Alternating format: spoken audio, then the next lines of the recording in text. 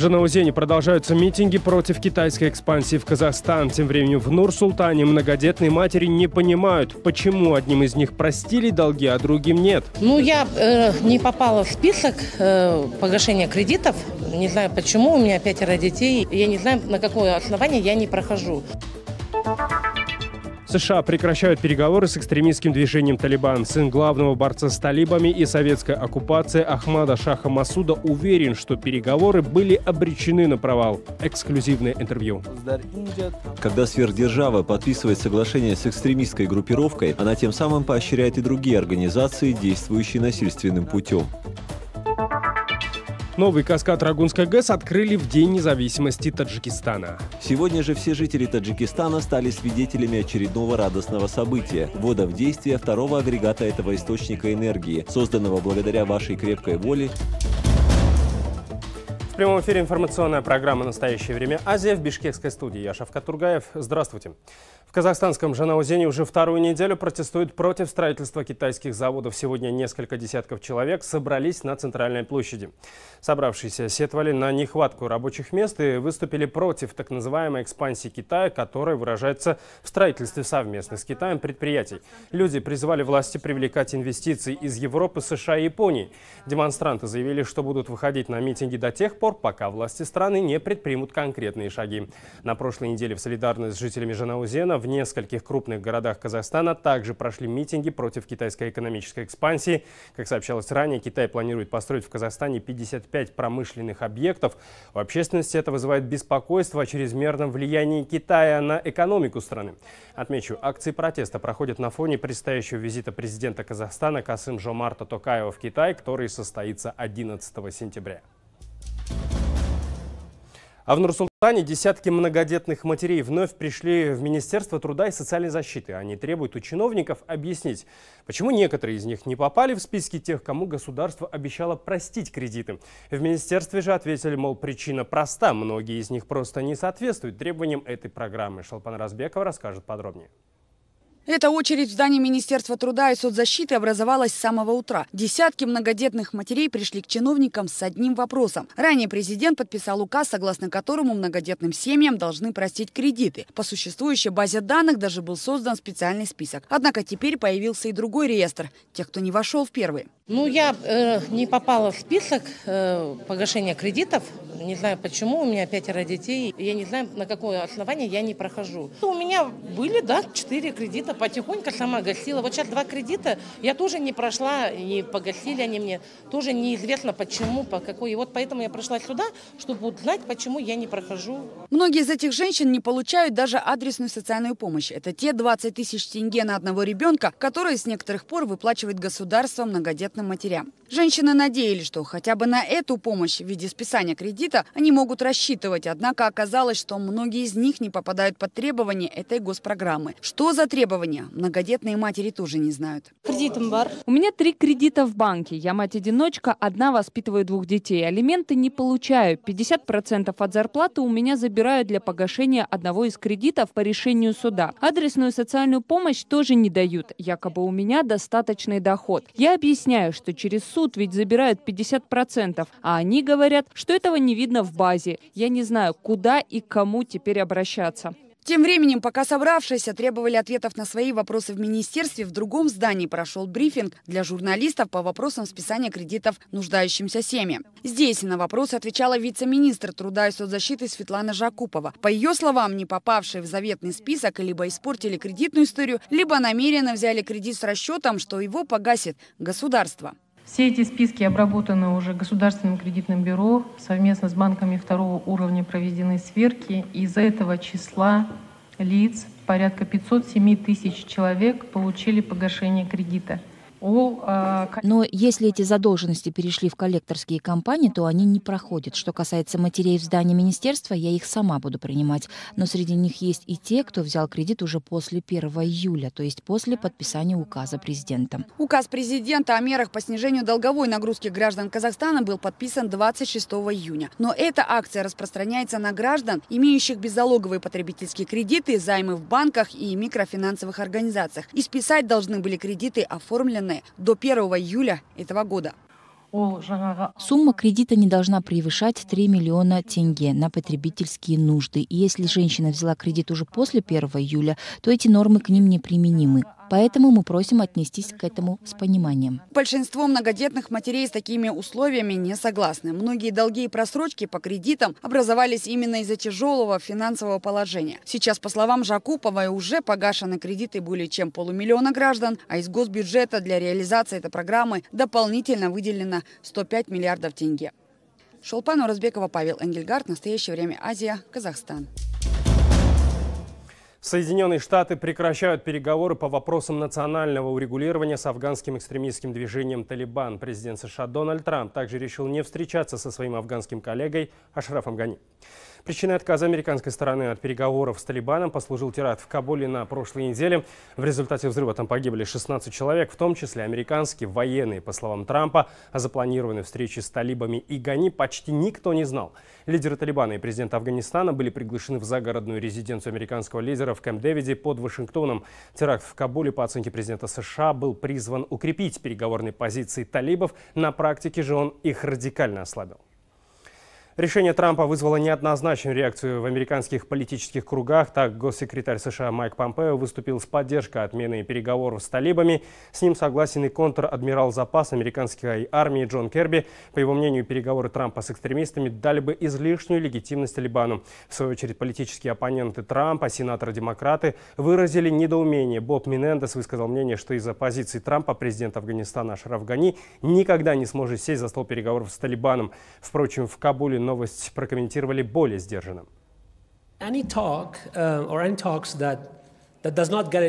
Любые переговоры, которые не гарантируют прекращение насилия со стороны Талибана, продолжать бессмысленно. Так что наша позиция предельно ясна. За последние месяцы президент очень четко давал понять, как мы можем положить конец всему этому насилию. Поэтому, если талибы не привержены делу мира, если есть противоречие между тем, что они говорят, и тем, что они делают в Афганистане, мы не только будем сомневаться в процессе, но и будем выражать обеспокоенность по поводу самих переговоров, как и люди, которые уже сделали это. Приезд лидеров афганских талибов в Соединенные Штаты накануне годовщины терактов 11 сентября мог стать резонансным событием в самой затяжной американской войне. Но этого не случилось. Сегодня, 9 сентября, исполняется ровно 18 лет с момента гибели одного из самых известных афганских маджахедов, непримиримого борца с Талибаном и советской оккупацией Ахмада Шаха Масуда. Еще в конце прошлой недели в Афганистан приехал его сын Ахмад Масуд-младший. Там он дал эксклюзивное интервью «Радио Свобода», в котором еще до того, как Трамп отменил встречу в Кэмп-Дэвиде, усомнился в целесообразности переговоров с Талибаном. Вот фрагмент его интервью. Целью и желанием моего отца были свобода, независимость, справедливость и создание умеренного исламского государства. Чувствую, что и я должен следовать этой мечте. Без сомнения, всегда очень трудно без человека, на чью поддержку можно опереться. Но благодаря правильному настрою мне удалось преодолеть это горе.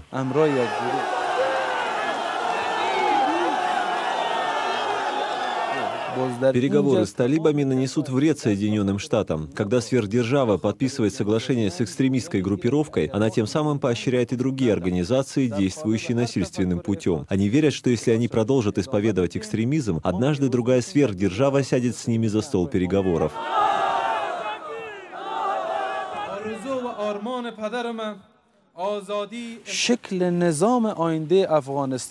Решение о формировании будущего правительства Афганистана или превращении государства из Исламской республики в Исламский Эмират должно быть вынесено только и исключительно путем референдума. Это решение всех афганцев. Это красная линия для нас и афганского народа. Остается лишь добавить, что представитель Талибана Забихулла Муджахид заявил, что из-за отмены переговоров, цитирую, граждане США в Афганистане понесут еще более значительные потери, чем сейчас. К другим темам, около 2000 человек потребовали отставки силовиков Кыргызстана. Об этом заявил член социал-демократической партии Тамерлан Султанбеков. По его словам, эти граждане обратились с соответствующим заявлением в Генеральную прокуратуру. Они считают, что министр внутренних дел и глава Госкомитета нацбезопасности нарушили законы во время спецоперации по задержанию бывшего президента Атамбаева. Следующим шагом заявителей, по словам Султанбекова, станет инициирование процедуры импичмента президента. Аджибек Бегалиев продолжит. Более 1700 человек обратились с заявлением в Генеральную прокуратуру и потребовали возбудить уголовное дело в отношении кыргызстанских силовиков. В коллективном обращении упоминаются имена министра МВД, главы Госкомитета безопасности и руководителей спецназа Альфа ГКНБ. Об этом на своей странице в Фейсбуке написал член партии СДПК Тамерлан Султанбеков. По его словам, заявители также требуют дать юридическую оценку действиям президента страны Сооронбая Жээнбекова. Они считают, что он совершил ряд государственных преступлений. Авторы заявления уверены, что операция по задержанию бывшего лидера страны Алмазбека Атамбаева прошла с нарушениями закона. 7 августа 2019 года в селе Койташ группа неизвестных лиц в военной форме без опознавательных знаков совершила противоправные действия в отношении мирных граждан Кыргызской республики. Примерно в 19:50 без какого-либо предупреждения, перелезая через забор во двор дома экс-президента Алмазбека Атамбаева, вторглись неизвестные лица в военной форме в масках и с оружием в руках. Они сразу же начали стрельбу по мирным гражданам, а также жестоким образом избивать их. Далее в тексте перечисляются фамилии раненых и пострадавших во время неудачного захвата спецназом дома Атамбаева. Тогда же я напомню, что погиб один боец спецподразделения «Альфа». Сразу после провалившейся спецоперации глава Госкомитета безопасности написал заявление об отставке, однако Сооронбай Жээнбеков его не принял. Позже главный чекист обещал, что уйдет с должности сам, но только после того, как посадит всех, кто нападал на спецназ. С тех пор прошел уже месяц, однако глава ГКНБ о своем обещании пока не вспоминает. В СДПК надеется, что к их заявлению в Генпрокуратуре отнесутся серьезно. Да, все-таки мы надеемся, что в нашей стране есть законность, есть органы власти, которые должны выполнять свои полномочия в полной мере.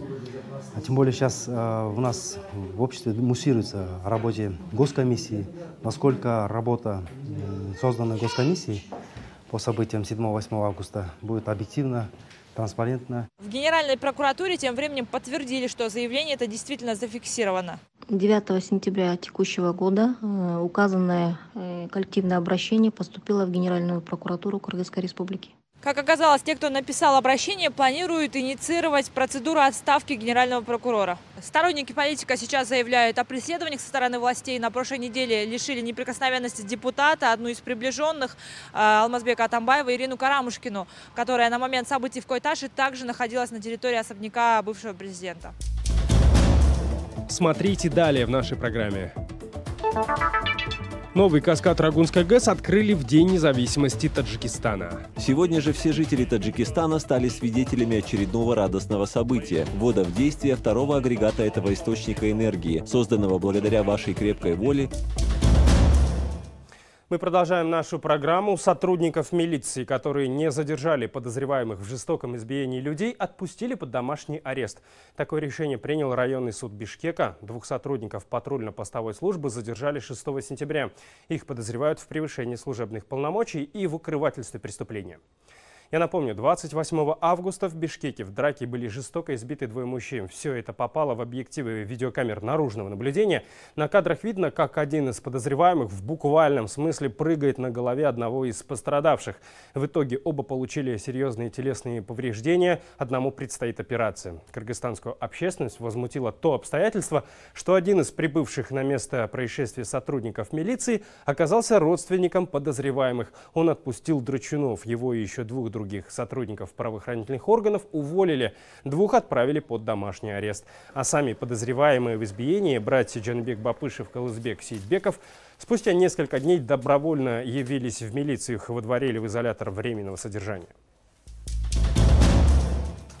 В Таджикистане отмечают 28-ю годовщину независимости. Главное событие – запуск второго агрегата Рагунской ГЭС. Сегодня в своей речи президент Эмомали Рахмон назвал это событие, цитирую, «высочайшим, драгоценным подарком славному народу Таджикистана в день празднования великого национального праздника, а саму гидроэлектростанцию ни много ни мало храмом света». Как запускали Рагун в День независимости и что это значит для нынешней власти, рассказывает Анушер Вонарипов. Рагунская ГЭС – главный проект для всей страны, символ независимости и показатель того, что нынешняя власть – правильный и лучший выбор для Таджикистана. Запуск второго агрегата – очередной шаг к энергетической независимости страны, уверяют власти. И то, что это событие произошло именно в этот день, очень символично. Страна тратит огромные суммы на проект гидроэлектростанции. $500 миллионов привлекли за счет евробондов, по которым еще предстоит платить проценты. Сотни миллионов выделяют каждый год из госбюджета, а население вынуждают покупать акции за счет своих и без того небольших зарплат. Торжественный запуск агрегата также демонстрация того, что все эти жертвы не напрасны. С тех пор, как мы сдали в эксплуатацию первый агрегат этого храма света 16 ноября прошлого года, минуло не так много времени, но уже до сегодняшнего дня на станции произведено 570 миллионов киловатт-часов электроэнергии и переправлено в энергетическую систему страны. Сегодня же все жители Таджикистана стали свидетелями очередного радостного события – ввода в действие второго агрегата этого источника энергии, созданного благодаря вашей крепкой воле, патриотически настроенных специалистов и строителей и вашему самоотверженному неустанному труду. Пока в строй введено 2 агрегата Рагунской станции. Сегодня они вырабатывают только по 120 мегаватт электроэнергии в час. Когда ГЭС заработает на полную мощность в 6 агрегатов, она будет производить до 17 миллиардов киловатт-часов.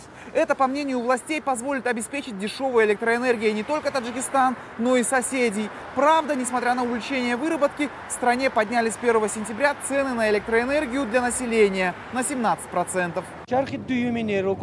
Второй агрегат с 1 июня работает в тестовом режиме. Все пусконаладочные работы проведены, и агрегат был подготовлен к работе. Никаких недостатков в работе второго агрегата нет. То есть параметры и технические характеристики, которые предоставил завод-изготовитель, полностью совпадают с реальными, и поэтому мы верим, что все будет работать без сбоев. Несмотря на то, что главное событие сегодня ГЭС, таджикистанцам власти не дают забыть и о других достижениях страны за последние 28 лет. И кого стоит за это благодарить. Посмотрите, сколько всего построено в годы независимости, сколько предприятий, зданий, парков. Землю дали народу, чтобы они сами выращивали все, обеспечивали себя и рынки страны, улучшали свою жизнь. Это все было бы невозможно без независимости. Таджикистан многие годы находится в списке Госдепа как нарушитель свободы вероисповедания. В рейтинге свободы прессы страна находится на 161-й позиции, практически в конце. Десятки политзаключенных, по данным правозащитных организаций, сидят в местных тюрьмах. Но эти достижения со знаком минус в Таджикистане не признают. Единственная проблема, которая мы имеем проблемы с некоторыми странами, это двойные стандарты против терроризма, то есть понимание или понятие терроризма, как понимается у них и как они борются с этим терроризмом.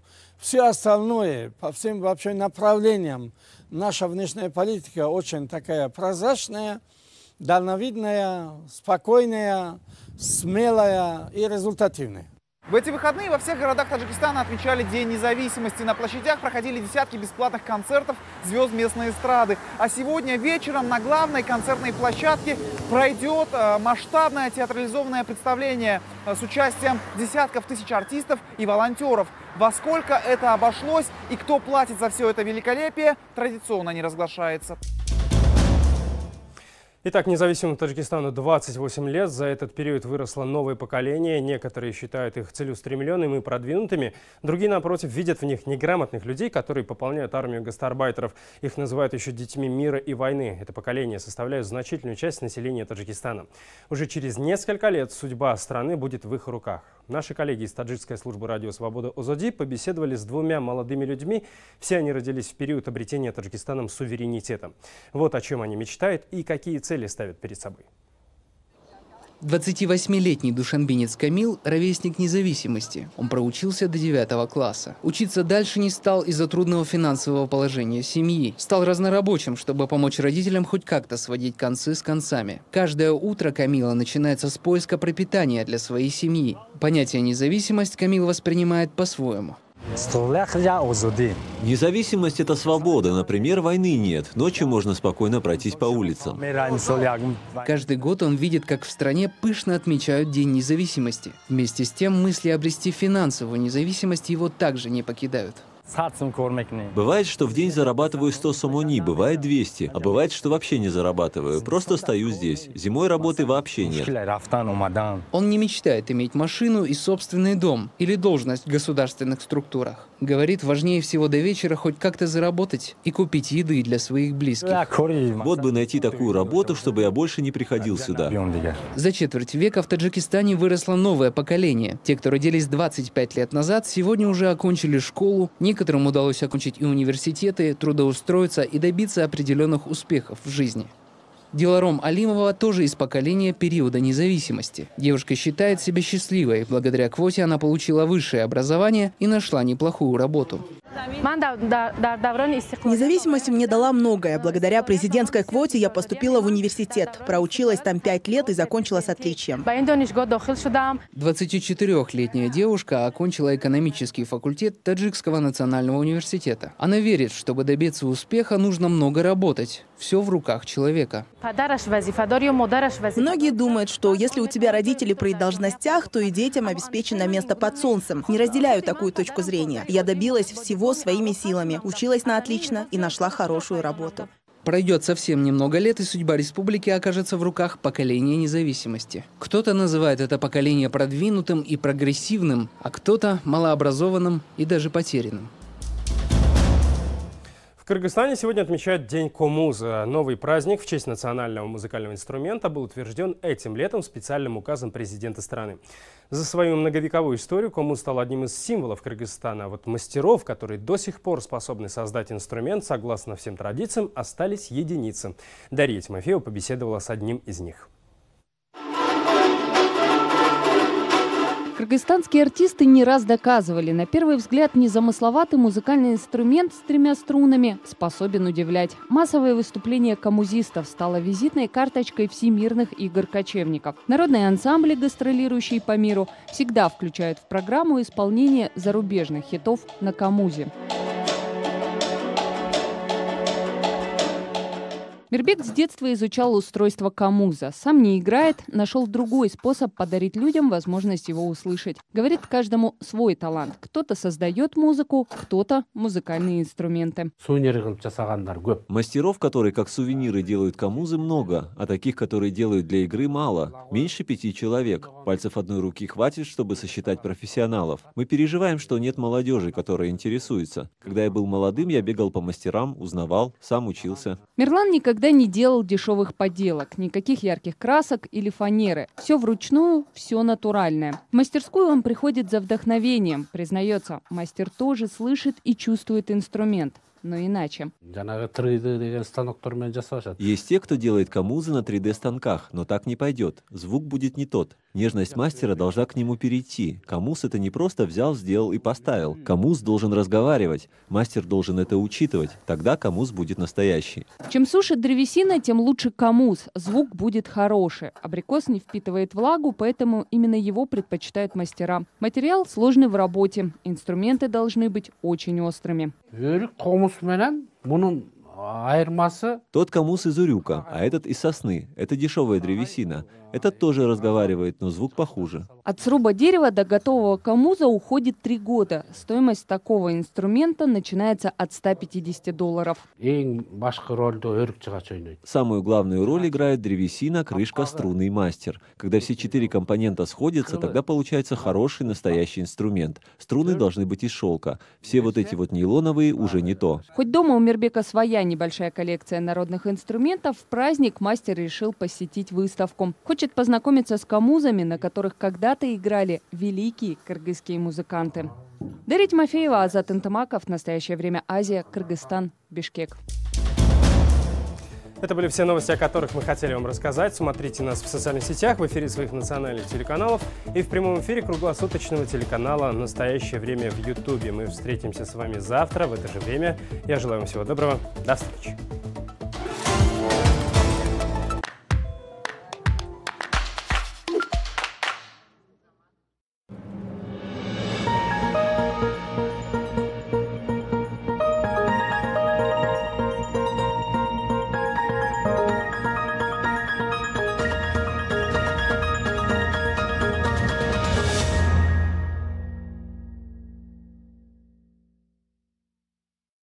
Сегодня, в новогоднюю ночь, я, как и вы, с родными и друзьями, собирался выслушать слова приветствия президента России Бориса Николаевича Ельцина. вышло иначе. Сегодня, 31 декабря 1999 года, первый президент России принял решение уйти в отставку.